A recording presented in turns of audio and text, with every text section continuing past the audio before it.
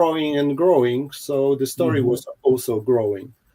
Once I had the whole story in my head, then there was no other option like start to shooting, preparation and shooting. I mean, at the beginning I was thinking about, like teddy bears or something like that. But once I saw the porcelain dolls, that was no other options, because just the faces itself can tell some story, and they are so perfectly made that you need just a little movement, to tell the story. Body language. Yeah, exactly. Yeah, well, I can tell you that if there's a part two, I can assure you there will still be attraction if you add, stuffed animals to it.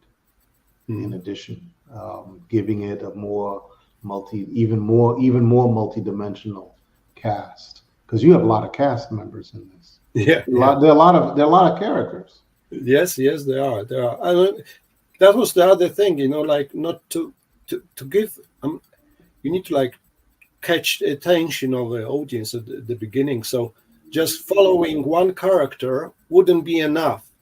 Right. So I developed, like there were quite a few characters which the stories actually, somehow, connected. But yes. Yeah, but there was like, they met, in some stage, but they had independent lives, let's say, sort of. And also, I mean, originally the story also had actors. In my let's say first draft of the script, there were actors, like human actors. So there was like mixture of those, obviously doing the same like they are doing in this film, but also there were actors and they were supposed connected to the dolls. But that shifted, during the process, and now I can understand why. Because like for me, it's like it's pure, sort of purer. That's right. So it's just focusing on the dolls in themselves. So, yeah. We have the trailer.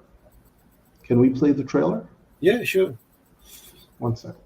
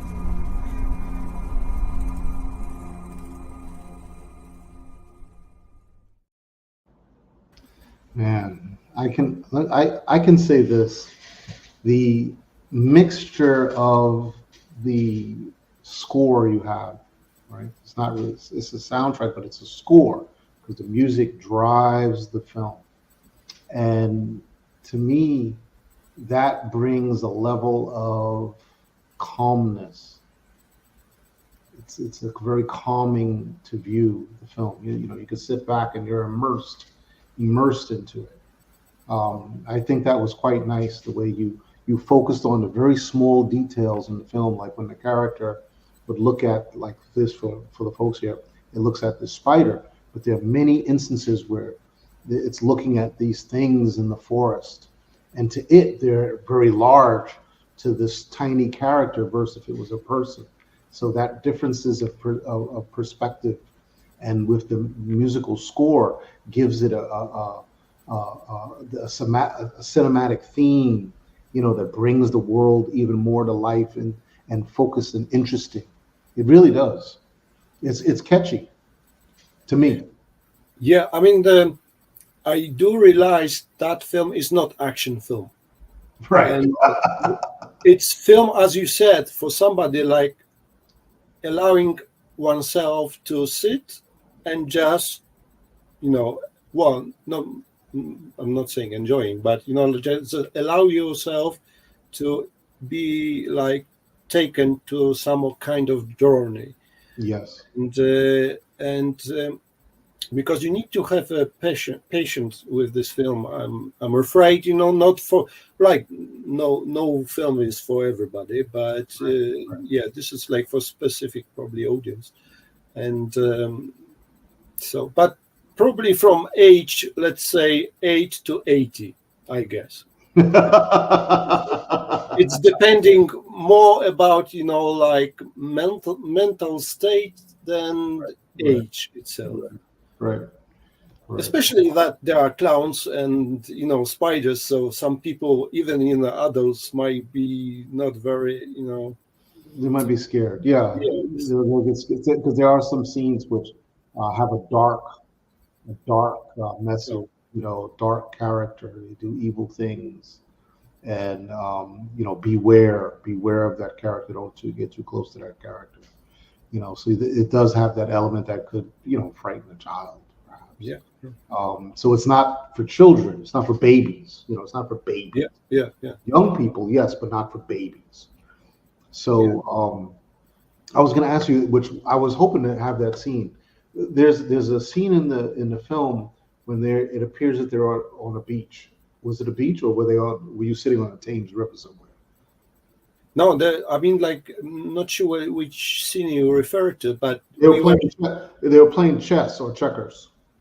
oh yeah, yeah, that was the beach, and because like half of the film, or maybe a bit more than half, we shot in the forest. Yes. And like 30% we shot on the beach in Scotland. That was Scotland? Scotland, yeah. Wow, you Not traveled. far from Dundee. I mean, my cinematographer Magda, she lives in Scotland. What And, city? What city in Scotland? like near Dundee. Dundee. It's like near Edinburgh. Okay. Okay.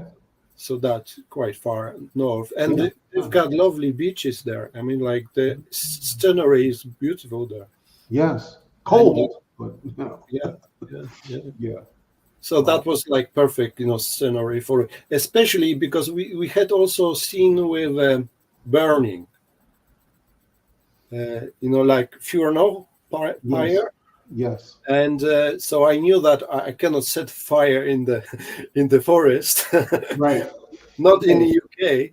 So we all right, that is perfect scene for the over there. And obviously that was like they were going through the sort of portal thing. Mhm. So the scenery should be dramatically different, like forest and then sea and the beach, so that was, Yeah. So let me also ask you, can you talk about how do you think, or how do you wish the viewers to take this film when they see it? What message or theme are you sending to them? I mean that's It's kind of in the log line.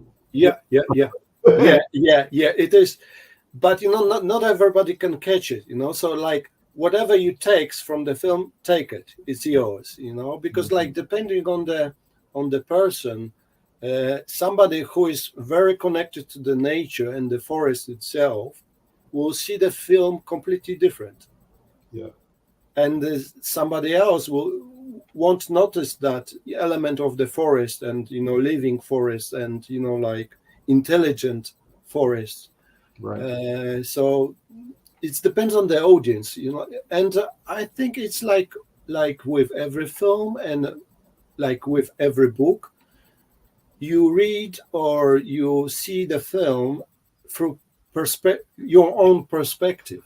That's So correct. whatever your experience was and what you think, what you feel, you will see different film than your neighbor That's right. watching the same film.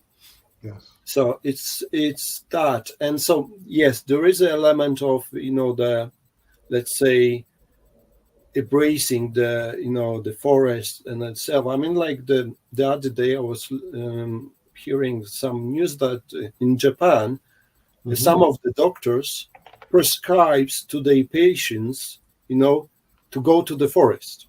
That's Yep. prescription, to go there, Yep.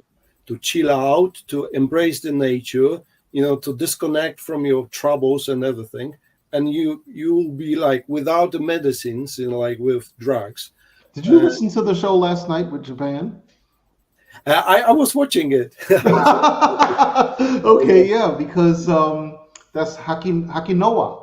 Yeah. That's their that's a small garden that's used for mental therapy, some type of therapy. I haven't seen the film, but I watched the the talk, the interview, talk. Yeah, the interview last night. Yeah, it was like beautiful cinematography. Anyway, yeah. through the scenes I saw during that conversation.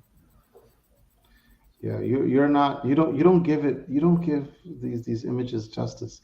I have to, if I may, your trailer. Hold on a second.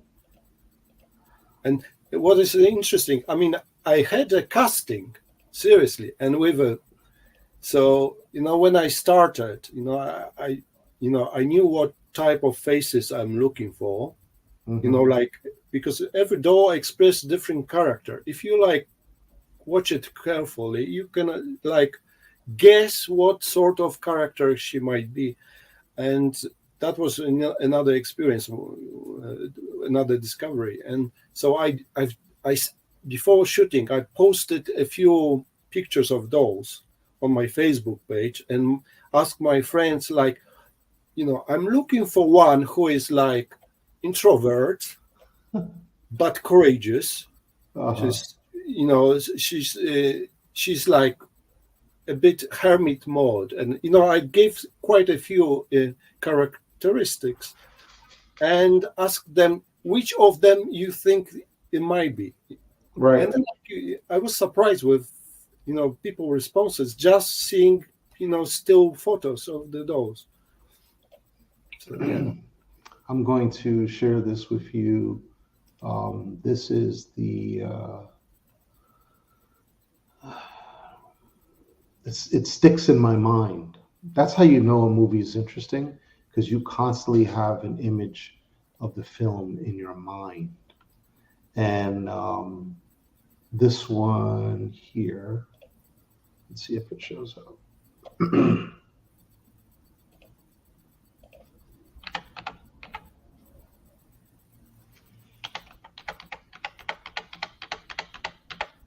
Oh, who's that guy? That's me. This one. Yeah. It sticks in my mind, the scene. And I'm not going to tell people what part of the film it is, but to me, there were several scenes on the beach, but I didn't, that's why I asked where this was, because these rocks are very interesting, and the beach is way out there, and it looks cold. It doesn't look warm at all. That's cold water, folks. That's cold water. I know. I mean, like, many people will notice that scene inspiration was from one of my very like films I like. Is like The Seventh Seal. Yes. Bergman's one. And for example, you see the doll on the left, and actually she was. I mean, one was made, just for the film.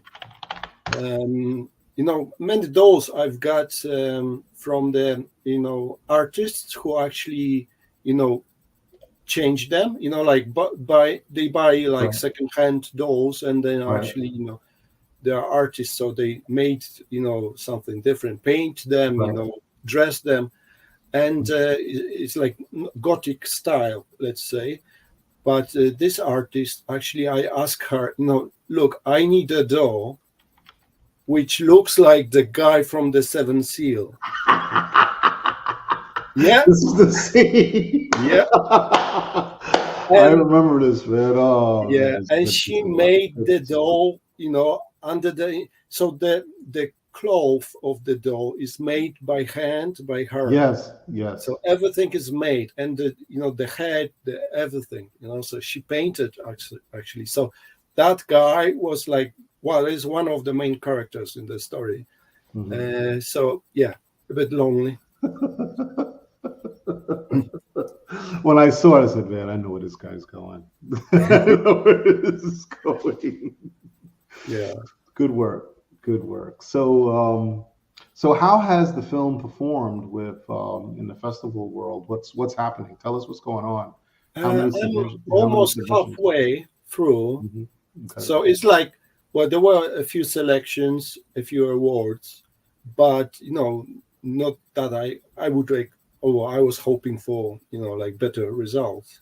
I can understand that like for animation, it's like not, let's say, orthodox, because it's like different way of telling story. Like it's not stop animation, it's not puppeteers. Right. It's like somebody needs to accept. So yeah, it's like different.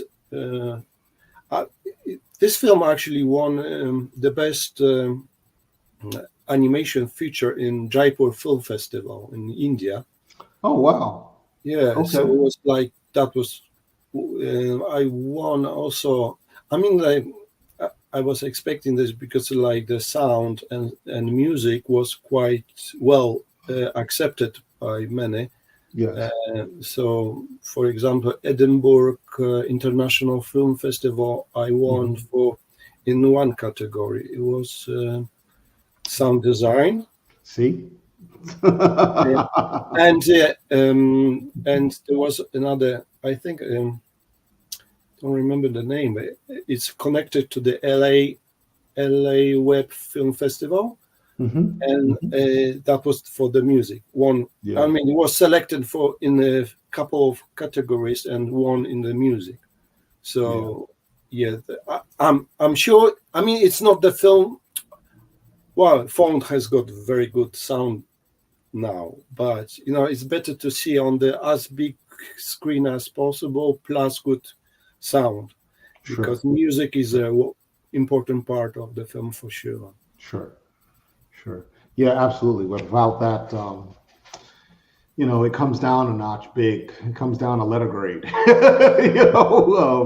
It's good story, good framing, right? Good framing. It's not good cinematography, good framing, because you've got to communicate it. And then the audio, right? Got to be able to. It has to be legible. I have to be able to comprehend what's being said. And then the score. If you don't have a soundtrack, you spend more time and make a score. Because that really is a big difference for a film. If it has a good score, then the film actually gets a letter grade bump. Because it keeps people engaged, and that's very, very important. And especially in a movie like this, which is 2.5. How long is this? Yeah. How many hours? It's 2.5 hours. 2:26. Okay. Yeah, and also, like probably many people don't realize that there is no dialogue, there is no narration. That's right. There is no subtitles, nothing. So all the story had to be shown like visually plus the music, and that's the bringing emotions. Yes. Without the music, you couldn't understand actually the film and feel it probably. Yes. So that's it speaks volumes when, first of all, you have a movie that's over 2 hours long. Few festivals will accept a movie over 2 hours long, just on general principle. Yeah. Okay. So the mere fact that you have about how many festivals so far in number have been selected? I mean, the selection and winnings is around 10 probably, but I sent to many more. Yeah. No, that's understandable. But And the and fact that let's be honest, like there are like hundreds and thousands of people sent to festivals, so it's like a very limited time and awards. So it like I said, it speaks volumes that it's getting into festivals and it's over 2 hours long. That by itself is an achievement. It speaks about the quality of the film. The fact that you have no narration, no voices, but it's still getting accepted and it's 2.5 hours long. That speaks volumes by itself. Okay. Okay. Most films, one of the main reasons why a lot of films don't get in that are 2 hours long is because most film slots are 2 hours because the average person can't sit in a theater for more than 2 hours before they start complaining. So they try to fit either an hour, this is typically an hour, 45 minutes worth of shorts or feature in a short or two, right? Fits into that hour, 45 minutes, which gives 15 minutes for Q&A. Yeah.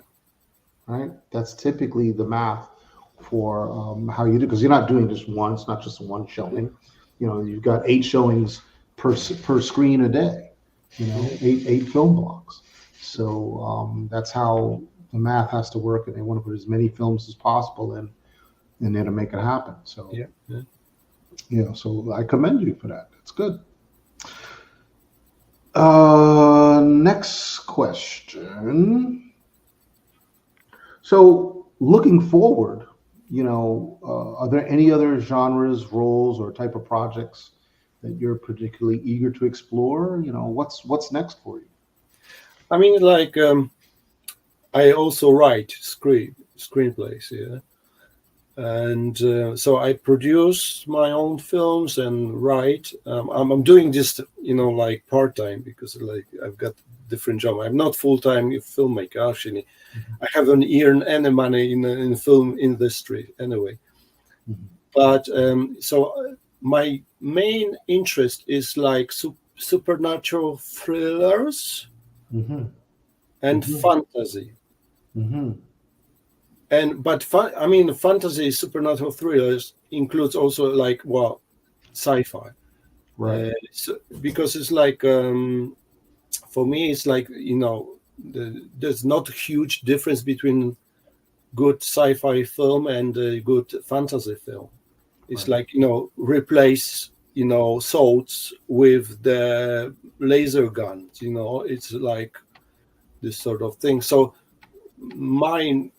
I wrote those screenplays hoping like maybe in the future I will be able to, because I consider myself as a writer director, not writer. So it's like a bit different species, hoping to direct what I wrote. Yes. Yeah, so that is like I've got 10 screenplays so far, feature length. And then also because I know that takes time, you need to, like convince somebody, like to find money for the films, because those are like beyond my reach, financially. Sure. So the next thing I could actually, make myself is like sort of thriller with involves voodoo dolls and humans. So it's like thriller / horror sort of. So I just estimated that was going to cost me around £20,000 to do it, but I can do it. The same like with the dolls. The idea was one, and then I asked myself whether I am able to finance this, because that's like you need to pay the cinematographer, and when you've got bigger crew, you need to like feed the whole crew for the whole time of the shooting. So it's like the finances, like you need to consider that before jumping into the project. So like there's a project I can do myself, and there are projects which I'm hoping to find producers, executive producers. Yes. Have you submitted to MiSciFi before? And no, this is the first time. Okay. And I never submitted, like, because that was like last minute submitting, because like I finished this film in October. So Mm. like then I started to search for the the film festivals, and this Yeah. like schedule was quite short. But probably like next year I've got a couple of sci-fi screenplays. So even if I don't make a film till next January, I might send the screenplay. Oh yeah, yeah, yeah. Because we have a screenplay competition. It's man, everything we have is so competitive now. As we go forward, like you asked previously, is the festival getting bigger? Well, one thing that is getting bigger is the diversity of our submissions. We get submissions from many different parts of the world. Very early on, the bulk of everything came from the United States, England, or Australia. That was 75% of all the submissions. A lot and a lot of films. Today we get still half from the United States, but an overwhelming distribution of films from other parts of the world. Overwhelming. So we have maybe 30 countries. I think I said 34, like 30 different countries. So 20 countries are sending us many films. Places that you would not expect science fiction to be coming out of are sending us films.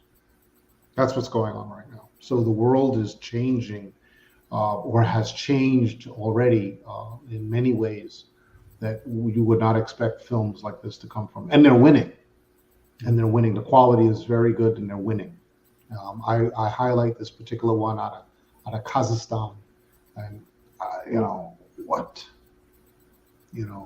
very good actors, really good story, really good acting, and this is what happens every year. Something different happens every year, and this year was a big surprise, big surprise. So anyway, on to the next one.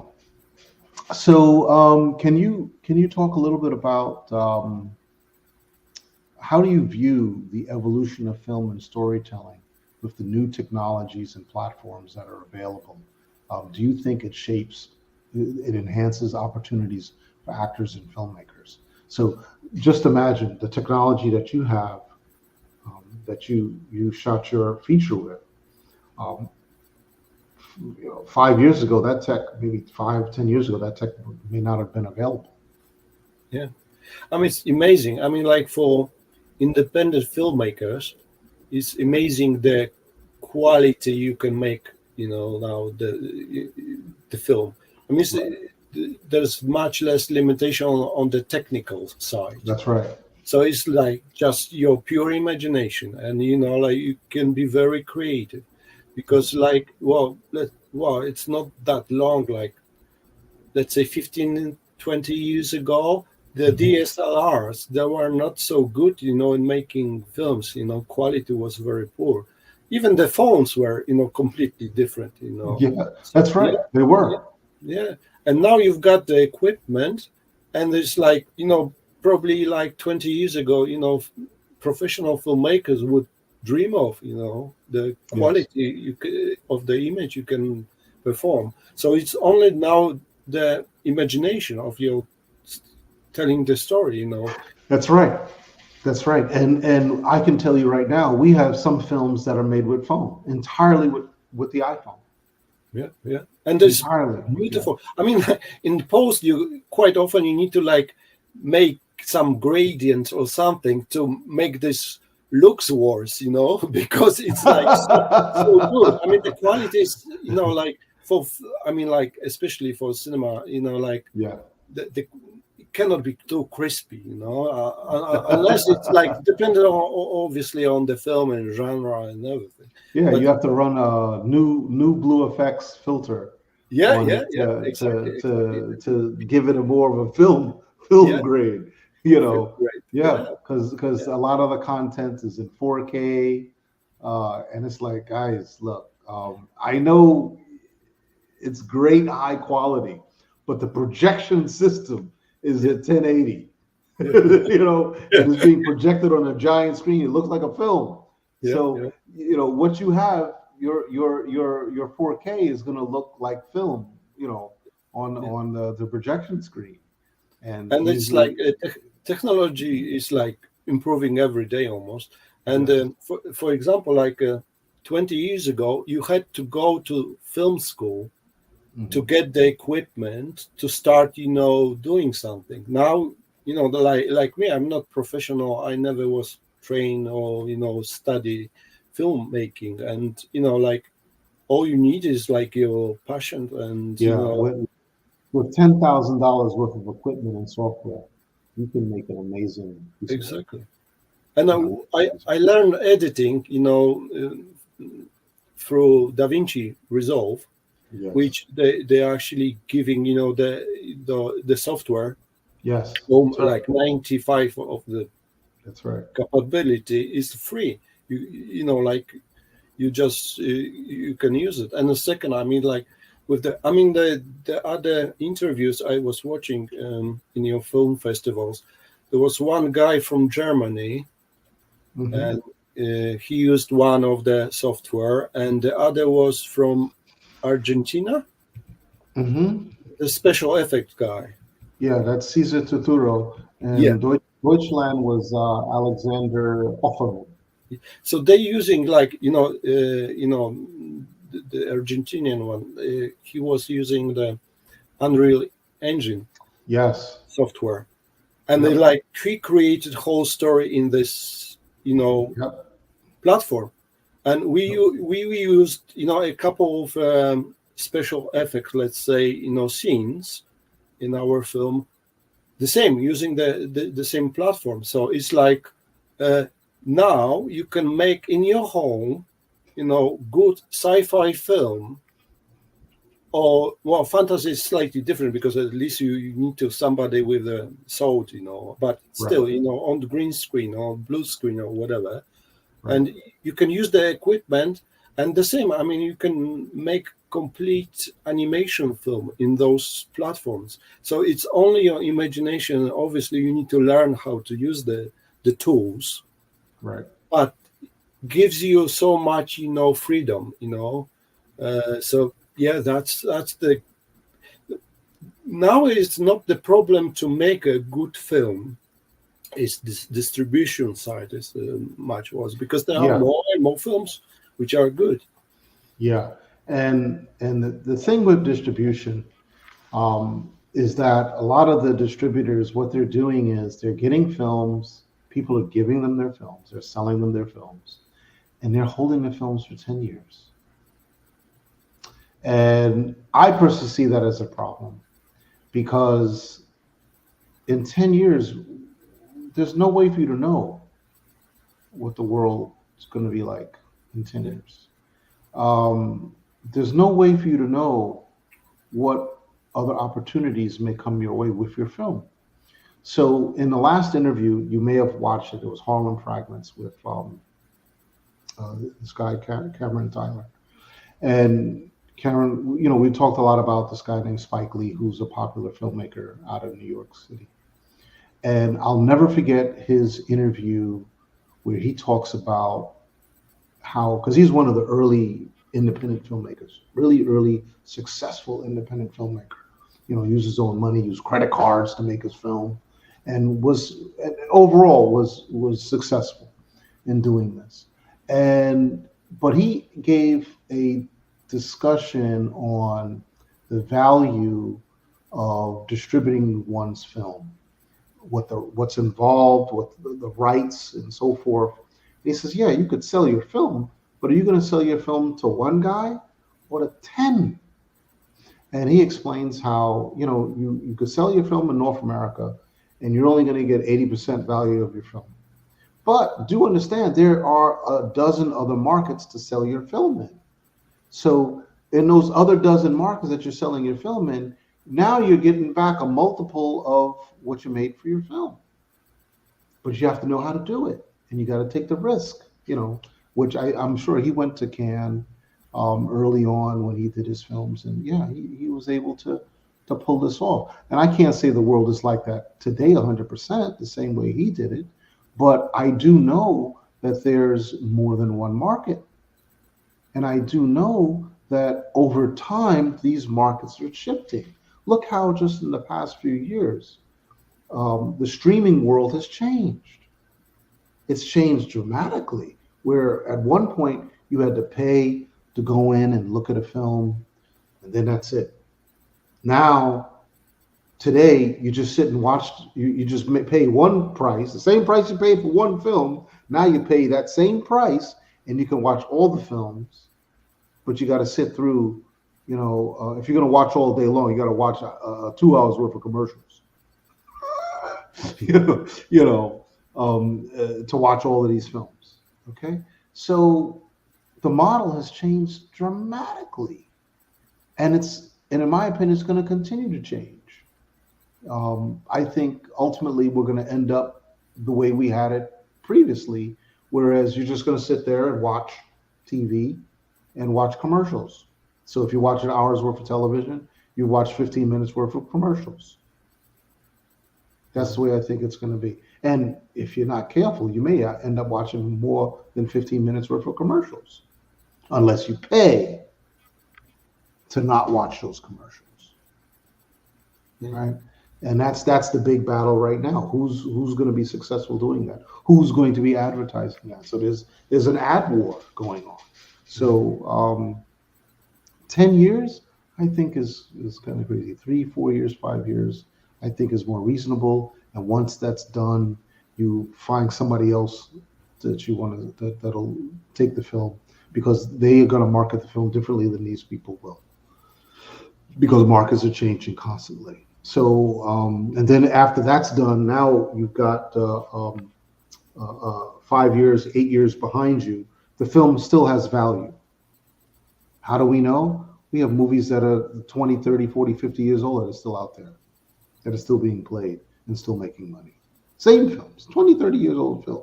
TV shows, 20, 30-year-old TV shows, still making money.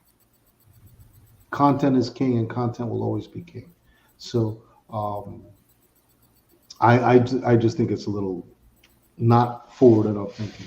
It's a desperation goes the wrong way for a 10-year distribution deal, and ignoring film festivals. So a lot of the times what happens is, and I'm not taking your fire away because we still have a few more things to discuss, but a lot of things that also happen is when a film comes out, it does 1, 2, maybe 3 festivals, and then the distributor gets it and they pull it out of the festival ring. And then it goes to some distribution. There's a likelihood that a lot of people who would see it in the festival ring, they're still not going to see your film. And they could be the loyal fans that would buy your merchandise. Yeah. Right? So you've lost a whole lot in that window. I think it's to the advantage of the distributor to make a deal with some of the festivals, so that it gets added promotion, added resale value, added merchandising, that this distributor who's getting the film could still play a role in that process. Don't throw away the film festival. If you streamline it the most simplest way form, a film festival is a great way to get marketing. And you're building your audience as well. Building is one thing, and then sustaining it, because it's like, even if you are very good, well-known director, you still want to go through festivals because it's your pleasure as well, to show your work, and but somebody else who's gonna enjoy it. Absolutely. So anyway, going back to the film here, is it okay if I loop a little scene? Yeah, go ahead. Yeah. Okay. Okay, I want to loop a little scene here. The film was made to show, people. So that's like my main,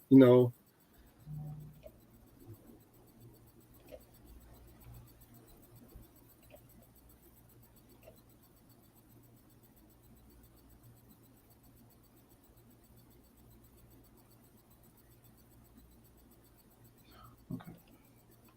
So this is part of the film here.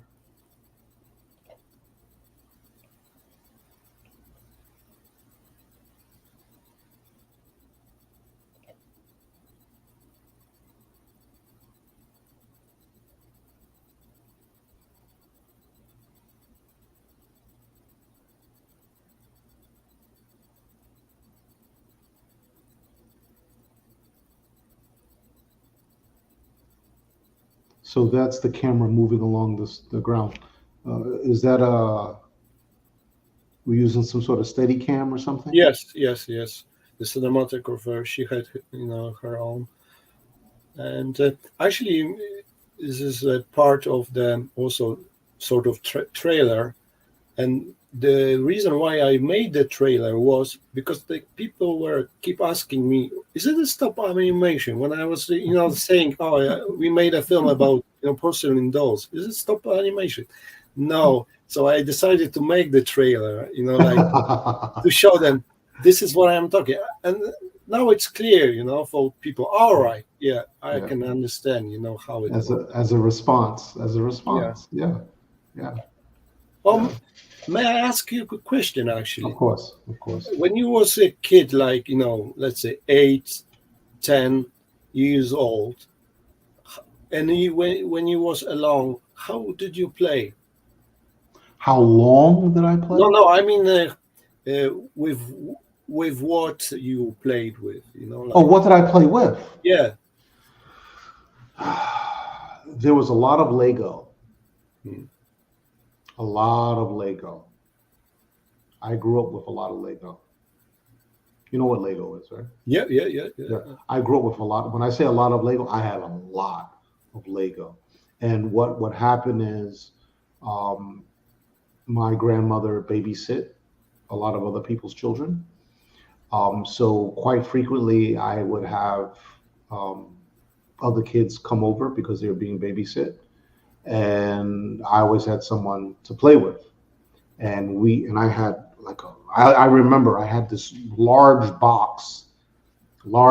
cardboard box, like a box that was used for shipping, but I used the box to store all of my Lego. I had thousands upon thousands of pieces of Lego, and we would pour it out and we would build things with it, build spaceships, build castles, things like that. Did a lot of that, a lot of that. But I also played with a lot of Hasbro toys, like Star Wars characters, action figures, stuff like that. X-wings, spaceships, things. A lot of that. A lot of that. Yeah, the reason I'm asking is like because it's like that, that period of life, it was like so creative. I mean, Yes, the kids are creative. I mean, like, we can learn from them, how to, we do. it. Because with a simple, stone and, stick, you can create whole world for yourself and you play in this world and Yes. you're enjoying it. So it's like, Yeah. yeah, hopefully, these days, kids can still, be creative and can, Yeah. So that creative process, and children from the very earliest of age of having the ability to use their hands are extremely creative because it's a process of learning. And to take it to what you mentioned before, and I'm going to take it beyond that, but the iPhone. The iPhone was developed by small babies, very young people, toddlers.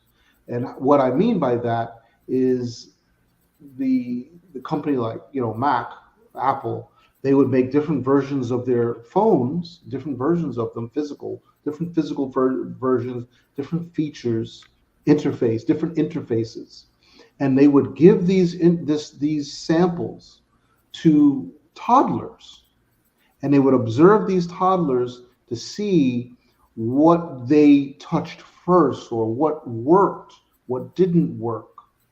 Okay. And they use that information to design the interface and the hardware.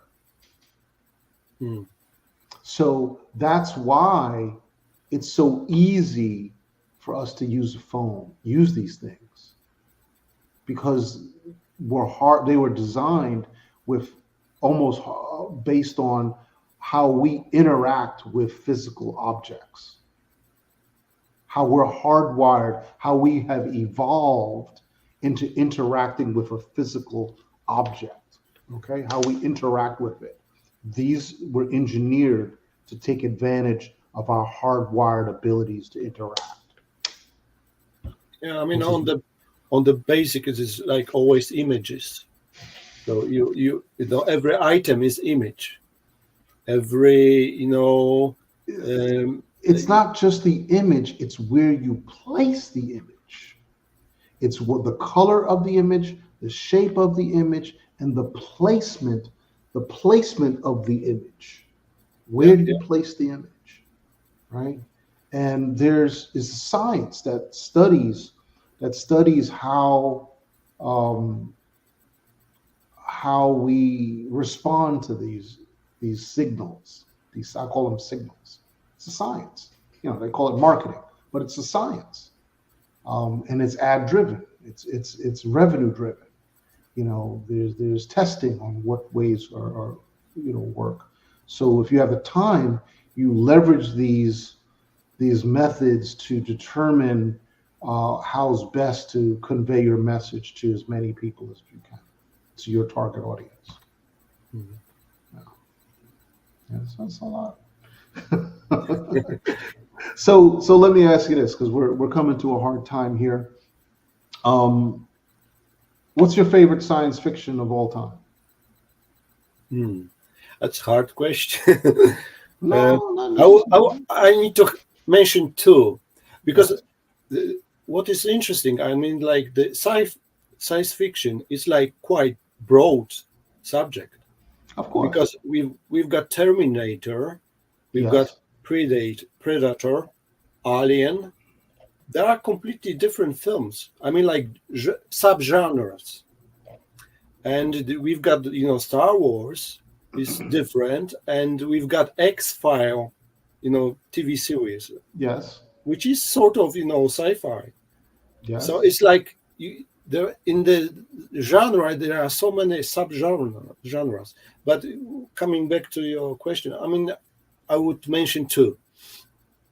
One is a Blade Runner, Mm-hmm. 82, 1982, and the second would be um, the Thing, John Carpenter. Whoa, we haven't heard that in a long time. Haven't Yeah, heard I that in a mean, long time. and for different reasons, both films for different reasons, Mm-hmm. and they are completely, as I said, they are sub-genres. One is like, let's say, um, alien slash, you know, modern days, but the second is like, you know, futuristic. You know, Blade Runner Sure. is Sure. futuristic, but it touches more. I mean, both are touching, you know, They're the. both dramas. Sorry. They're both dramas. X-Files Yeah, and Blade, they're both dramas. yeah, They're both criminal investigative, you know, law enforcement. They're both law enforcement type themes. yeah. And probably those two are actually are the most often I came in back, you know, after years. That shows, you know, the quality of the film, that Mhm. even 20 years later you come back to the film and you are so much excited like it was first time. I mean, Matrix was good as well, but, you know, Yeah, like I yeah, would mention, you know, those two. yeah, yeah. I, in particular, really enjoyed the second version of Blade Runner, the 2049, I think it was. Yeah, I yeah. really liked that. I thought that, and this is just me speaking, I thought that was better than the original, you know, or Mhm. as good as the original, because it goes deeper and gives more. Goes deeper and gives more, and more from that universe, more from that world, which most folks don't know. But Blade Runner and Alien, I think Blade Runner and Alien are in the same universe. Same universe, same timeline. That's what I wrote this somewhere. You know, those androids are the androids that they sent to space. That Bishop, that knowledge and all that. Wayland Industries, Wayland, you know, all the same. And stuff. So when Blade Runner, when you see that thing going through the city and they're talking about going through these off-world colonies, those are the whaling people. Well, no, I need to like come back to the question once more, because like there was a special film as well, Odyssey 2001, Mhm. but that is for different reason. It's like very deep in meaning, film. Right. It's not only science fiction. It's more than that. Which one? Which one? Odyssey 2001, Kubrick. Okay. So that was like very impactful for me as well as a sci-fi film. Well, how is it more than a sci-fi? I mean, because it starts from like history film, because it's like the apes evolving and everything, and then there is like jumping to the modern times or like future time, and there's jumping even to the future because of that the after the whole event and the last encounter with the god or whatever. I think that was the alien, the extraterrestrial being that was on Earth and observed these pre-humans Mhm.